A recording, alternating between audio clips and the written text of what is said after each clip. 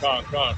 Shalom, shalom, of course, call Haloyim, Yahweh, Ba'ashem, Yahweh Shai, Ba'ashem, Kafadash. Double honor to the apostles and elders of great millstone that rule and teach well. Peace and shalom to the Akim out there and the elect, which the elect consists of the men, women, and children selected to make it out of here from the coming nuclear destruction, all right? We're the brothers from the DC camp. I'm the brother Zayan Allah, Brotha, brother the poor, beautiful brother in the spirit. And we just got a short video, all right? Basically it's going to be called Message to the Young Brother, Speak If There Be Need of Thee. Because every now and then you need these basic lessons, you know, for Akim, young Akim that have come in or that are coming in. All right, you know, a lot of brothers, when they get this truth, they have this the fiery zeal. They want to speak, because all this is beautiful, but everything has to come in its proper time. The scripture says, let me get that. What you say, Ak? Yeah, you can get that. You can get that. Yeah, you can get that, brother. What you have in Ecclesiastes. All right. I'll get the other one. Let all things be done in decency and in order. All right.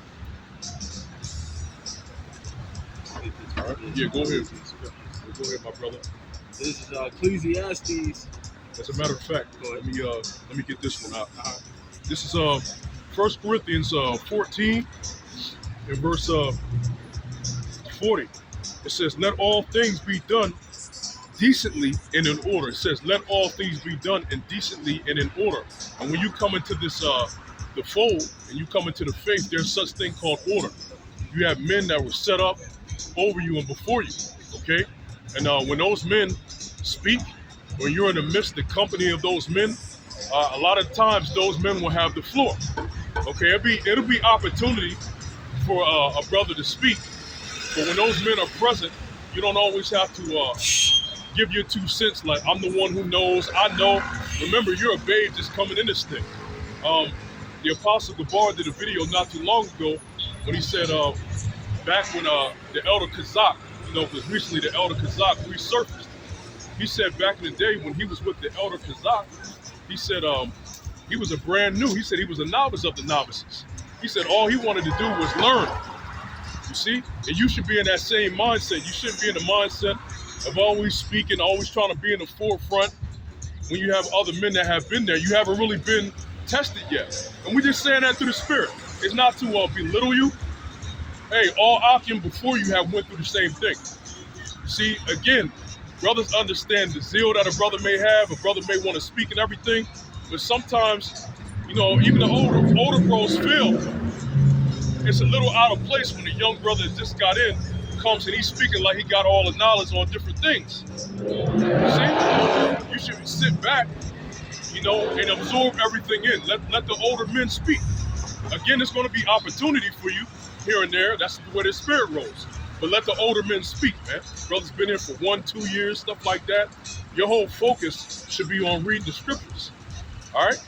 Hey, before the brother gets the scripture, the Elder Ayathon back in the day, when he visited us years ago, he said, man, this is like going on 13 years ago now, man. He visited us and was like, hey, it took me 10 years to speak. He said that. He said it took him 10 years to speak, man. All right? Put that into perspective. See? Go ahead, brother. This is Ecclesiastes 3. I'm going to start at the top and jump down. It says 3 and 1. To everything there is a season and a time to every purpose under heaven. Yeah, to everything there's a season. There's a time for everything. Again, older brothers can feel it when it's kind of out of place. Here it is, a situation came down, and then you have a young bro. Yeah, brothers, you got to do this, you got to do that. Yeah, what you're saying is right, but remember, hey, you're still being tested coming into this truth. Those men already just spoke on a point and everything, and then you have a young brother. Yeah, it's about this, about that. That's fine. We understand the zeal, but hey, the older brothers are already in the midst. They already just spoke on it. You don't have to bring your 2 cents. Like, hey, I got the knowledge. You don't got to do that. And like-minded, but hey, and like-minded with different tiers of brothers. All right? You have certain brothers that have been in X amount of years, but guess what? They have brothers that's been in even longer than them. You don't always have to put your 2 cents in like, I got the knowledge. Yeah, I got to speak. You don't got to do that.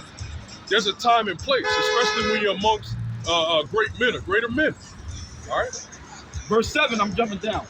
Ecclesiastes 3 verse 7, it says, a time to rend and a time to sow, a time to keep silence and a time to speak. See, a time to keep silence and a time to speak.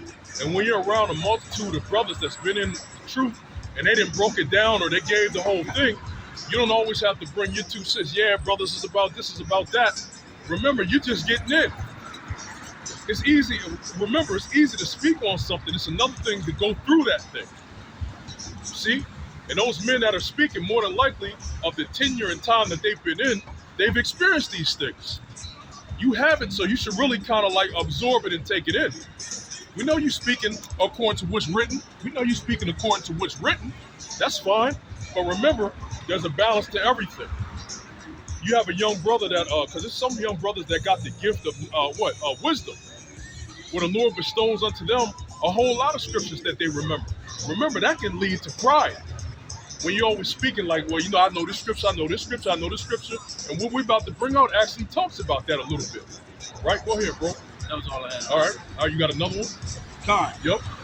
Trying to figure out. Sorry. Uh-huh. Yeah, this is Sirach 20 in verse 5. It says, there is one that keepeth silence and is found wise, and another by much babbling becometh hateful. Now, Jake will say something that's out of season. Brother will say something that's out of season, and it can become hateful, man.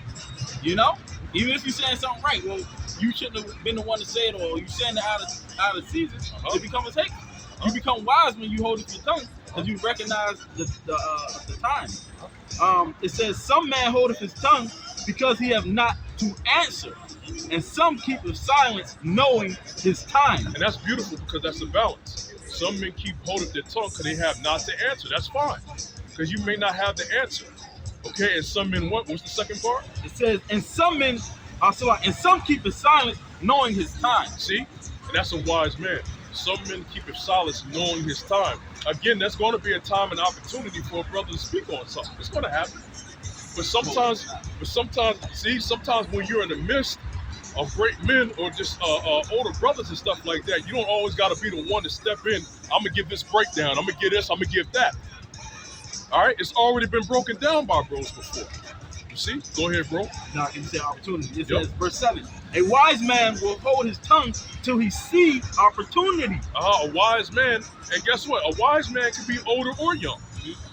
But see that, hey, it says a wise man will hold his tongue till he see opportunity. It will be there. Again, you got to understand the balance of what we're talking about. It will be an opportunity for a brother to speak.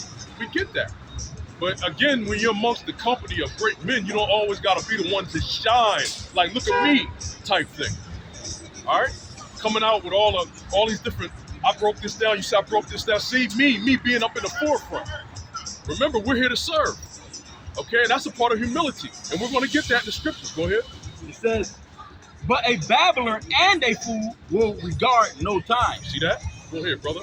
Yeah, meaning you don't recognize, you can't discern when it's the right time or the wrong time to say something. Man. That's why it's foolish. You don't regard any time. Well, this might be my. You can't tell when it's your opportunity. Yep. Know what they say in the world, reading the room. That's right. Yeah, that's right. You don't know how to do that because you're not paying attention to something. Man. That's right. That's right. Like the brother said, that old quote, reading the room. You have to learn how to read the room. Yeah. For case in point, right? You had a man named Sabarba, right? That used to be in the camp years ago. A man named Sabarba that used to be in the camp. I ran into the brother not too long ago, and we spoke concerning the scriptures, and that was that. May he still be out there doing the work of the Lord, But years ago, Sabarba on film, he used to go up to the apostles' camp back when they was known as the elders. He used to go up there every weekend, and the elders would be speaking, and then all of a sudden the brother would come out, and he would just start speaking as if he'd been out there for years. Like they would speak, and then all of a sudden he would speak right after the Apostle Tahar and stuff like that. Hey brother, if you watch this, hey, I gotta use it as an example of what was done in the past. See, if I was doing anything out of order or something like that, Babakul Shah used me as a reference in my past because I know how to discern it. That was back when I was young-minded or whatever. You see, but that particular example, he kept speaking.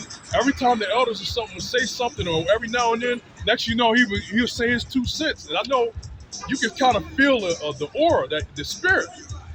It's kind of like, all right, brother, let the apostles speak, let the elders speak.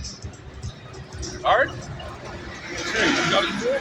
That was it on that, but I got what Yeah, you said. go ahead. Sirach 32 Yeah. in verse, I'm right here, brother. Come on. Sirach 32 and verse 7, it says, speak, young man, if there be need of thee, and yet scarcely when thou art twice asked. You see that? Scarcely when thou art twice asked. Why? Because when you have those men, okay, you want to kind of, you know what? Hey, read the room, let them speak. You see what I'm saying? Oh, that's the brothers? Yep. You wanna kind of let them speak. You see what I'm saying? Now I'm gonna get this, verse 8. Let thy speech be short, comprehending much in few words. Be as one that knoweth and yet holdeth his tongue. Shalom, Mark. Shalom. You see that? He said, be as one that what? Knoweth, but yet holdeth his tongue. You may know what's written and to bring it out and what to apply, but when you're around great men, you don't always have to bring it out. Right? Hey, that's why the elder Montagon instilled in us early in the camp. He used to drive us crazy sometimes with lock in.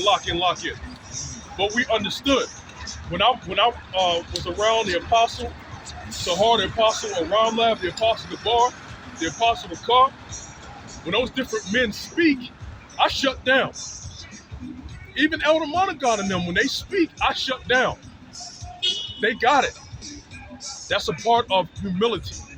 Remember, the scripture says, be as one who knoweth, but yet holdeth his tongue. You may know the answer, but you don't got to bring it out. Hell, like we always say, go do a video. Use that as an opportunity to do a lesson. See that? You got something out? Yeah, to back you up. This is Sirach 7, verse 14. It says, Sirach or Ecclesiasticus, it says, use not many words in a multitude of elders. That's right. And make not much babbling when thou prayest. See that? But the first part, and when our prayers get to the point. You see what I'm saying? We're about being direct. Same thing with the other one. Remember the scripture that in Sirach, the 32nd chapter says what? Comprehending much in few words. What did the brother just read there? Read that part again, huh? Come. About the shop. This is Sirach 7 in verse 14. Use not many words in a multitude of elders, and make not much babbling when thou prayest. That's why I like those scriptures, because sometimes them scriptures have what? Multiple purposes. One half of the scripture will be for one thing, the other half will be for another. And it says, use not a multitude of words in the midst of the elders. Why? They've been there, they know it. All right, they broke it down before. Again, there's going to be a time and season and an opportunity for you to speak. That's going to happen, even around elders. All right? Let this madness go by.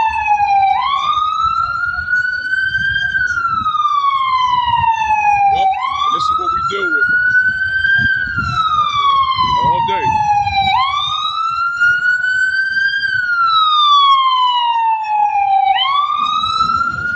Yep, and this is what we deal with.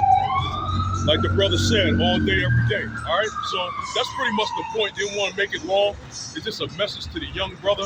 All right, I did a video prior to that, a message to the young brother. Every now and then, if the spirit hits me, we'll do basic videos like that, just to keep things into perspective.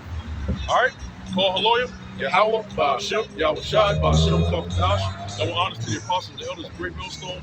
Peace and shalom to the elect. As always, double shalom.